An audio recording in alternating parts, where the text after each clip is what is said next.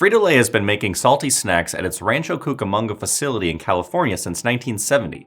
It's the birthplace of the Flamin Hot Cheeto, allegedly. PepsiCo Foods US this morning confirmed to Food Manufacturing that the company will shut down manufacturing operations at the Rancho Cucamonga site. However, the warehouse, distribution, fleet, and transportation teams will continue to operate at the location. Still, hundreds of workers will be impacted. We are truly grateful for all the support over the last 5 decades from our Rancho Cucamonga manufacturing team, as well as the local community, PepsiCo said.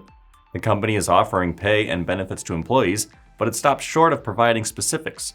According to workers who posted on social media, they received 10 weeks' pay as severance. The Frito-Lay closure was not included in the California Employment Development Department's list of WARN notices, so the company hadn't yet filed one with the state. In April, PepsiCo lowered earnings expectations for 2025 due to, quote, elevated levels of volatility and uncertainty, particularly increased tariff costs and a drop in consumer spending.